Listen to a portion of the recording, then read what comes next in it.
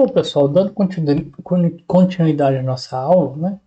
Vamos falar agora do tópico de transformada inversa de Laplace, né? O objetivo geral é usar a transformada de Laplace para obter a resposta de um sistema dinâmico que está sujeito a condições iniciais e ou função de forçamento ou de entrada conhecida, né?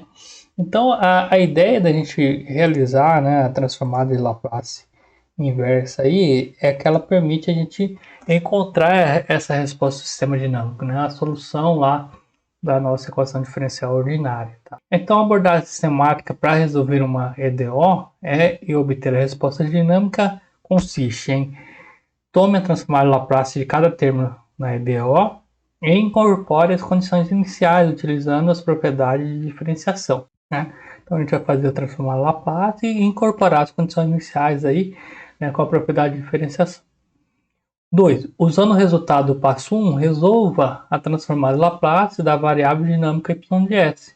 Então a gente vai isolar aí y de s, né, como se fosse a função de transferência nossa, né?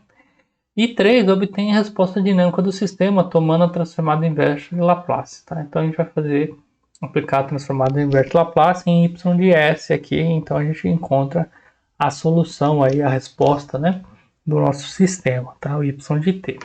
Muito bem, pessoal.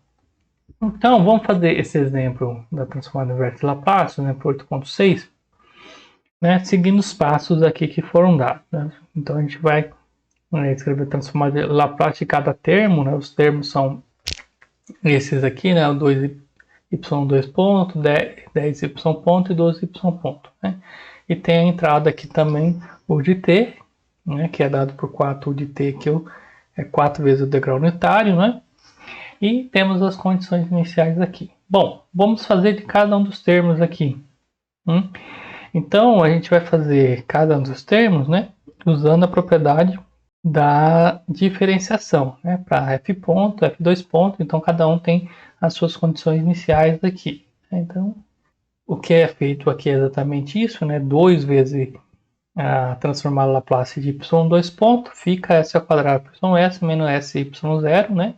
Essa condição inicial, e y ponto 0, né? Então ficou aqui 2s ao quadrado ys, né?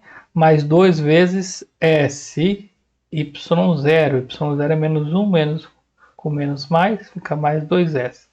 E menos 1 porque y.0 é 0.5, então 2 vezes 0.5 dá 1. Né? Então fica menos 1 aqui. Então, de forma equivalente, foi feito aqui para y ponto, né? Então, 10 vezes menos 1, né? Menos com menos mais dá 1, 10, né? Por isso ficou 10s, ys mais 10. E aqui 12ys é direto, né? Muito bem, pessoal. Feito isso, a gente vai fazer também da entrada. Então, dá uma Laplace de 4 aqui, né? É 4 vezes u de t aqui poderia estar ocultando, né?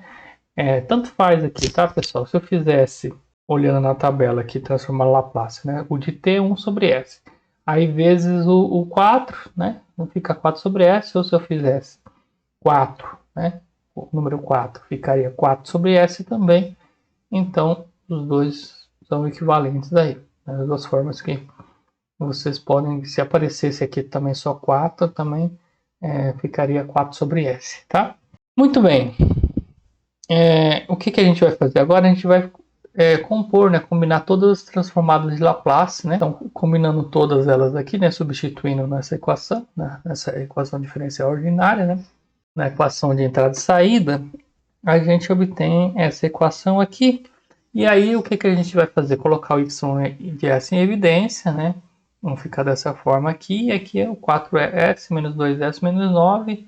Tira o mínimo, né? Passa isso aqui dividindo. E aí, a gente fica com a solução de y de s, que é essa aqui. Ok? Daqui, pessoal, a gente tem que tirar as raízes daqui, né? Para a gente encontrar as raízes, né? Os polos, na verdade, né? Para a gente escrever no formato de polos aqui embaixo no denominador.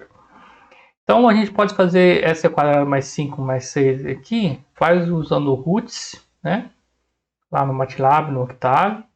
Aí vocês vão achar lá menos 2 e menos 3, então fica, né, as raízes estão sendo menos 2 e menos 3, você vai escrever aqui S mais 2 e S mais 3, tá? São os polos, correto, pessoal? Então a gente escreve assim, nesse formato de polos, né? Então use a expansão em frações parciais para expressar y de S como a soma das três frações envolvendo os três polos em S. S igual a 0 é menos 2 e menos 3. Então a gente faz essa expansão em frações parciais, cada coeficiente aqui sobre um polo. Polo igual a 0, né?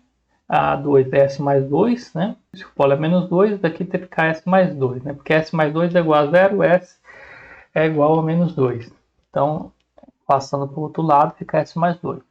Mesma coisa aqui, A3, S mais 3.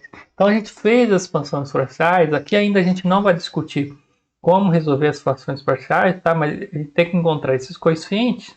Uma vez que a gente encontrou esses coeficientes, pessoal, o que a gente tem que fazer? Substituir eles aqui, então vai ficar 1/3 sobre S, menos 7 sobre 2, S mais 2, né? E A3 sobre S mais 3. Feita a substituição, deixa eu colocar aqui. Escrever aqui para vocês. Então fica 1/3, né? Sobre S, menos... Vou fazer o seguinte, fazer um pouquinho diferente aqui. Ficar um pouquinho mais claro. Pode escrever assim, tá, pessoal? Eu vou escrever um pouco diferente para facilitar o entendimento. Então poderia ficar escrito assim, ó, 1/3, né? Vezes 1 sobre S, tá?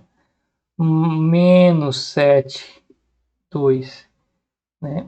Vezes 1 sobre S mais 2 vezes aqui, né? Mais 13 sobre 6, né? De 1 sobre S mais 3, né? Uma outra forma de escrever. Se a gente escrevesse assim, pessoal, o que que tem? A gente olha aqui para fazer a transformada inversa de Laplace. 1 sobre S vai ser o de t, então vai ficar a constante lá vezes o de t, né? E 1 sobre S mais A é elevado a menos AT, então fica exponencial aqui, ó. Então a gente pode escrever aqui o nosso y de t, ó, que é a transformada Laplace inversa, né, de y de S, ó, que é igual a y de t, é igual a 1/3, né? Como a gente viu lá, pode colocar o de t aqui ou não, tanto faz.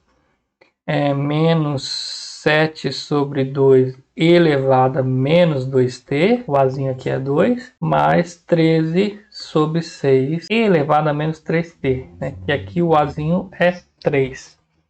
Certo, pessoal? Então, fica exatamente isso. Opa! Fica exatamente essa solução aqui, né? A gente pode verificar que ele pede para verificar o valor inicial, então y para o tempo igual a 0, fica 1/3, né? Menos 7 sobre 2, porque e elevado a menos 2t fica e elevado a menos 2 vezes 0, né? E elevado a 0 é 1, fica menos 7 sobre 2, mais 13 sobre 6. Essa soma aqui vai resultar em menos 1. Menos 1 é a condição inicial do y0, né? Então está batendo a nossa solução, né, para a condição inicial y0. E para a derivada dela, né? Então a gente faz a derivada aqui, a derivada fica sendo 7 elevado a menos 2t, né? 13 sobre 2 elevado a menos 3t, jogamos para o tempo igual a 0, fica 7 menos 13 sobre 2, que é igual a 0,5. 0,5 é y.0, né? Condição inicial da derivada aí de y. Ok? Então está batendo. Então perceba que a nossa solução de yt está coerente, né? Tá? Ok. Certo, pessoal? Muito bem. Eu vou parar esse vídeo aqui e a gente continua aí no próximo vídeo o método de expansão da expansão em frações parciais. Obrigado, até mais.